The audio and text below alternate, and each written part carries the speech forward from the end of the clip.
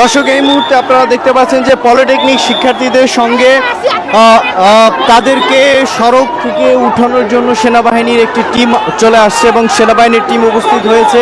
টান টান উত্তেজনা বিরাজ করছে এই মুহূর্তে। সেনাবাহিনীর বেশ কয়েকটি টিমকে এখানে উপস্থিত লক্ষ্য করা যাচ্ছে এবং সেনাবাহিনীর সদস্যরা এখানে উপস্থিত হয়েছে। আপনারা দেখতে পাচ্ছেন যে পলিটেকনিক শিক্ষার্থীদের যে 6 দফা দাবি ছিল, সেই 6 দফা দাবির পরবর্তী পদক্ষেপের জন্য এখানে সেনাবাহিনী উপস্থিত হয়েছে এবং সড়কে যে যান চলাচল ছিল সেই যান চলাচল হয়তো স্বাভাবিক করতে কিংবা শিক্ষার্থীদের সঙ্গে আলোচনা করতে সেনাবাহিনীর সদস্যরা এখানে উপস্থিত হয়েছেন।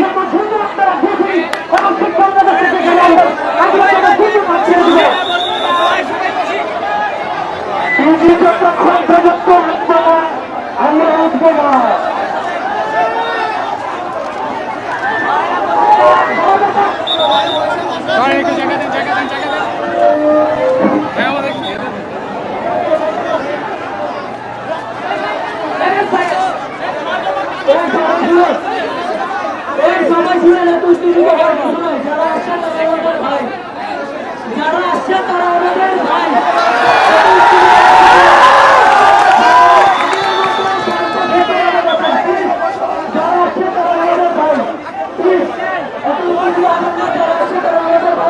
আমাদের দাবি তাদের দাবি তারা হচ্ছে আমাদের বড় ভাই, তাদের ছোট ভাই হচ্ছে আমরা।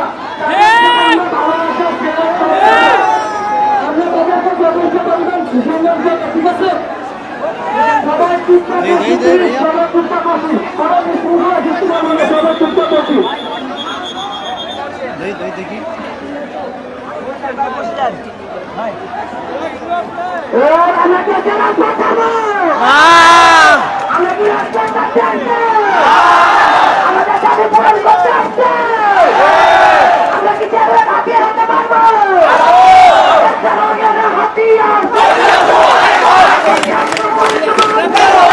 আপনারা দেখতে পাচ্ছেন যে সেনাবাহিনীর সামনে শিক্ষার্থীরা বিক্ষোভে ফেটে পড়েছে এবং বিক্ষোভে উত্তাল তেজগা এই 7 রাস্তার মোড়। সেনাবাহিনীর বেশ কয়েকটি টিম শিক্ষার্থীদের সঙ্গে দেখা করার জন্য এখানে উপস্থিত হয়েছেন, তাদেরকে নিবৃত করার, শান্ত করার চেষ্টা করেছেন, কিন্তু শিক্ষার্থীরা তাদের 6 দফা দাবি আদায় অনড় এবং তারা তাদের দাবি পূরণের আশ্বস্ত না হওয়া পর্যন্ত তারা রাজপথ ত্যাগ করবে না।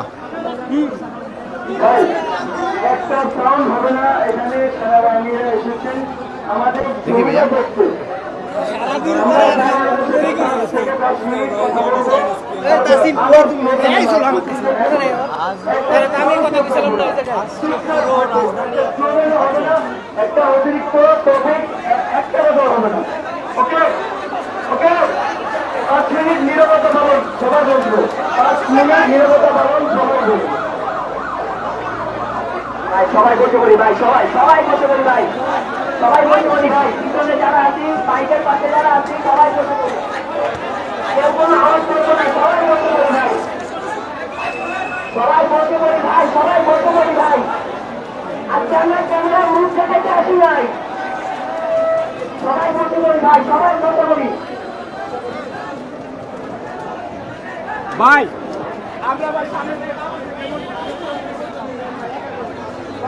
দর্শক, এই মুহূর্তে যারা এসিটিভি ডিজিটালে যুক্ত হয়েছেন, আপনারা যারা আমাদের সরাসরি সম্প্রচারটি দেখছেন, অবশ্যই আপনারা আপনাদের লোকেশন কমেন্ট বক্সে জানিয়ে দিন। এর আগে আপনাদেরকে জানিয়েছিলাম যে পলিটেকনিক শিক্ষার্থীদের 6 দফা দাবির প্রেক্ষিতে তেজগাঁও 7 রাস্তা দখল করে তারা যে বিক্ষোভ কর্মসূচি পালন করছে এবং সেই বিক্ষোভ কর্মসূচি তাদের দাবি আদায় না হওয়া পর্যন্ত তারা কোনোভাবে রাজপথ ত্যাগ করবে না। এর মধ্যে সেনাবাহিনীর বেশ কয়েকটি টিম এখানে উপস্থিত রয়েছে। আমরা জানি না এখন পর্যন্ত তারা আসলে কী জন্য এখানে উপস্থিত হয়েছে। শিক্ষার্থীদের সঙ্গে আলোচনার জন্য একটি পথ তৈরির চেষ্টা করা হচ্ছে।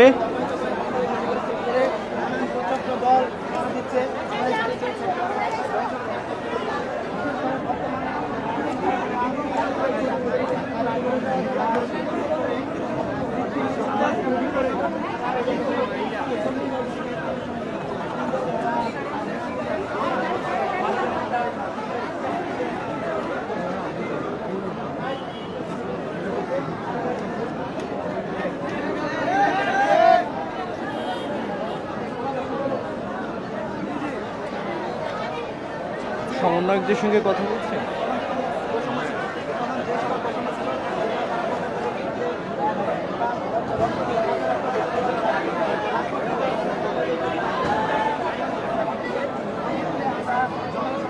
বলো তারপরে হচ্ছে আমাদের বিএড বাড়াইতে হবে।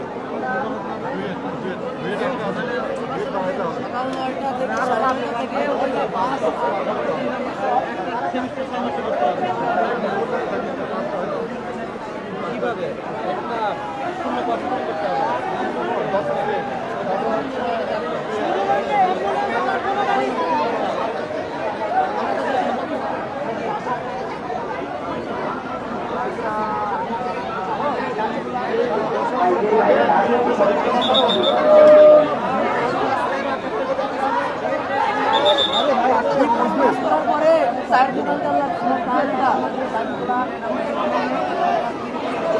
ভাইয়া ভাইয়া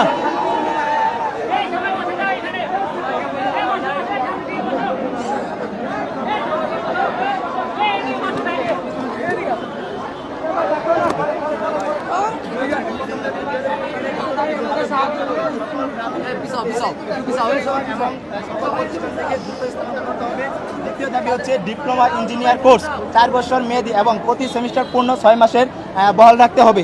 3 নম্বর দাবি ছিল উপসহকারী প্রকৌশল পদে 10ম গ্রেডে ডিপ্লোমা ইঞ্জিনিয়ার ব্যতীত অন্য কেউ আবেদন করতে পারবে না। উপসহকারী প্রকৌশল ও সমমান পদ ডিপ্লোমা ইঞ্জিনিয়ারদের জন্য সংরক্ষিত রাখতে হবে।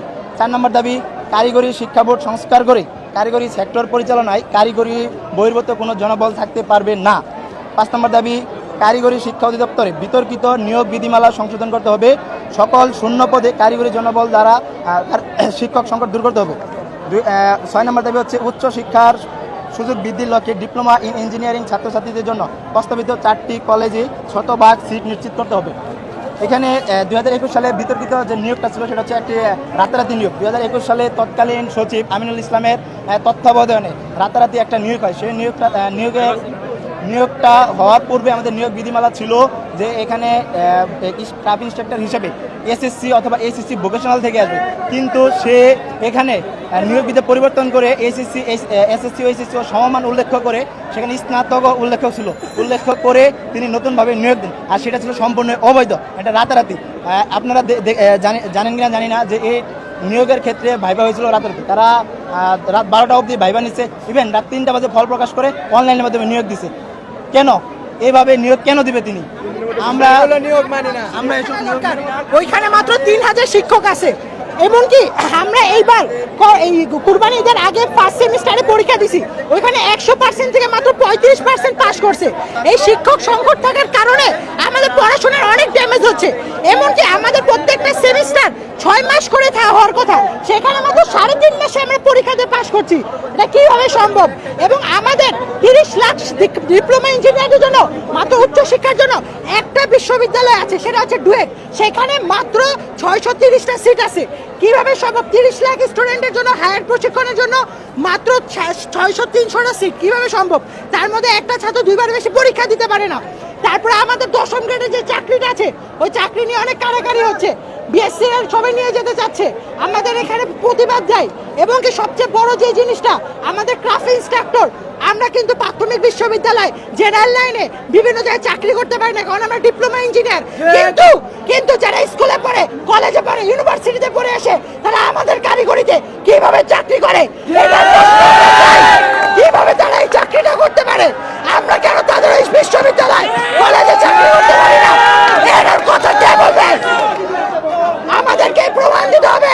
আমাদের সচিব, যে সচিবের আন্ডারে এই নন টেক ক্রাফট ইনস্ট্রাক্টর হয়ে নিয়োগ হয়েছে, তাদের অবিলম্বে শাস্তির ব্যবস্থা করতে হবে। এবং প্রত্যেকটা পলিটেকনিক্যালে কমসে কম হলে অতিরিক্ত ছাত্র নেওয়া যাবে না। আমাদের ঢাকা পলিটেকনিক্যালে যেখানে এক একটা রুমে 30 জনের বেশি ঢুকার ক্লাস নিতে পারে না, ওইখানে আমাদের 50 জন বসে আমরা ক্লাস করি। একদমই বাজে অবস্থা। এবং আমাদের পলিটেকনিক্যালে আমরা ক্লাস করি, উপর থেকে ছাদ ভেঙে পড়ে, ফ্যান ঘুরে না, লাইট নাই, অনেক অনেক বড় বড় মেশিন আছে, সেটা আমাদের কম মার্কের কারণে আমরা ব্যবহার করতে পারি না। এগুলা কে দেখবে? আমাদের কেন? আমাদের আমাদের প্রচুর স্যারের সংকট। যেখানে 18,000 শিক্ষক থাকার কথা, সেখানে মাত্র 3,000 শিক্ষক। আপনি গ্যাপটা বুঝতে পারেন? আপনি গ্যাপটা বুঝতে পারেন? আমাদের প্র্যাকটিক্যাল হয় না। আমাদের প্র্যাকটিক্যাল আমরা থিওরির উপরে আছি। আমাদের 6 মাসের জায়গায় 3.5 মাস সেমিস্টার করতে হয়। কিভাবে আমরা পড়বো? আমরা তো শিক্ষিত হতে চাই, আমরা দেশ গড়তে চাই। ডেস্কো নেস্কো তিতাস যত বড় বড় সেক্টর আছে, সেখানে উপসহকারী প্রকৌশলীরা, একটা সাব স্টোরের হেড হচ্ছে উপসহকারী প্রকৌশলী। একজন উপসহকারী প্রকৌশলী কি করে? সে ডিপ্লোমা পড়াশোনা করে সব জায়গায় যে বসে। আমরা যদি পারি এই মুহূর্তে বাংলাদেশে প্রত্যেকটা ইলেকট্রিসিটি, গ্যাস সব বন্ধ করতে পারি। আমাদের সিনিয়র ভাইরা বললে এখনই বন্ধ করে দিতে পারে। তো আমরা বলছি বন্ধ করা যাবে না। দেশ মাত্র স্বাধীন হয়েছে। এমন না যে এই নতুন সরকার আসার কারণে আমরা এই আন্দোলন করছি, এমন না যে নতুন সরকার আসার কারণে আমরা নতুন করে আন্দোলন করছি। এই আন্দোলন শেখ হাসিনার আমল থেকে হচ্ছে, এখনো হচ্ছে। এবং সবচেয়ে বড় যে জিনিস, আমাদের ক্রাফট ইনস্ট্রাক্টররা, আমাদের 3,000 শিক্ষক থেকে 3,000 শিক্ষক নিয়োগ হয়ে গেছে, কিন্তু ক্রাফট ইনস্ট্রাক্টররা এই জায়গায় মামলা করে রাখছে। মামলা করে রাখার কারণে আমাদের যারা নতুন নিয়োগপ্রাপ্ত শিক্ষক আছে, তারা 50 মাস ধরে নিয়োগ নিচ্ছে না। তাদের 50 মাসের বেতন আটকে আছে, তারা আমাদের ক্লাস নিতে পারছে না। কেন ক্রাফট ইনস্ট্রাক্টররা আমাদের ক্লাস নিবে না? কেন তারা আমাদের ক্লাস নিচ্ছে? তারা কেন মামলা করবে? দেখছে যে যেখানে আমাদের শিক্ষক সংকট, তার মধ্যে তারা কেন আন্দোলন করবে?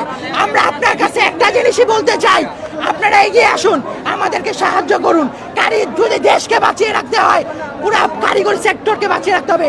একটা কথা মনে রাখবেন, স্বৈরাচারী শেখ হাসিনা সরকার বলে গেছে বাংলাদেশের 80% সরকারি কাজ হচ্ছে ডিপ্লোমা ইঞ্জিনিয়াররা করে। যদি এই ডিপ্লোমা ইঞ্জিনিয়ারের বলার দোহাল এত খারাপ অবস্থা হয়, পুরো বাংলাদেশ তছনছ হয়ে যাবে। ধন্যবাদ। দর্শক, এই মুহূর্তে শুনছিলাম এখানে আরেকজন শিক্ষার্থী কথা বলবে।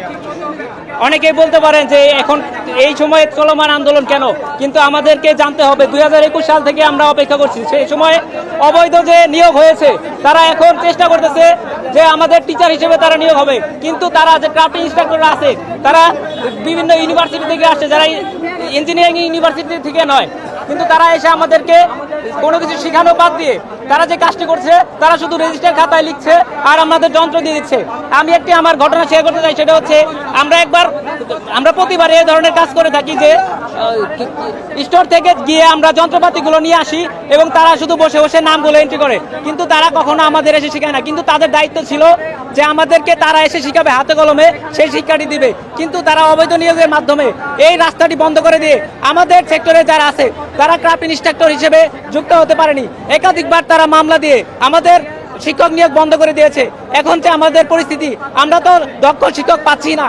তার পরিবর্তে আমাদের যে 6 মাসের সেমিস্টার হওয়ার কথা, সেই সেমিস্টারটি 4 মাসে হচ্ছে এবং তার মধ্যে 2টি পরীক্ষা হওয়ার মাধ্যমে আরও সময় কমে আসছে। যে ইঞ্জিনিয়ারিংয়ের যে বই, সেগুলো 6 মাসেই কভার করা অনেক কষ্টকর, কিন্তু তার থেকে বড় কথা সেখানে 4 মাসে নিচ্ছে। এখন আমাদের 6 মাসে এটি পরিপূর্ণভাবে সেমিস্টার পূর্ণ করতে হবে। আমাদের এই অধিকারটি লাগবে। আমরা যদি সম্পূর্ণভাবে বই না পড়ে পাস করি, তাহলে আমরা দেশকে কিভাবে উন্নত করবো? এই যে বাইরে থেকে ইঞ্জিনিয়ার আনা হয়, এটার কারণ কি? কারণ আমাদের দেশে এই ধরনের শিক্ষা ব্যবস্থা চলতেছে, যেখানে দক্ষ টিচারদের দ্বারা আমরা শিখতে পারতেছি না, যার কারণে আমরা দক্ষ হতে পারতেছি না, আমরা দেশের মধ্যে উন্নয়নে অবদান রাখতে পারতেছি না। এই হচ্ছে আরেকটা কথা হচ্ছে, আমাদের যে উচ্চশিক্ষার ক্ষেত্রে শুধুমাত্র একটি পাবলিক ইউনিভার্সিটি, কিন্তু আমাদের এখান থেকে লাখ লাখ শিক্ষার্থী বের হচ্ছে।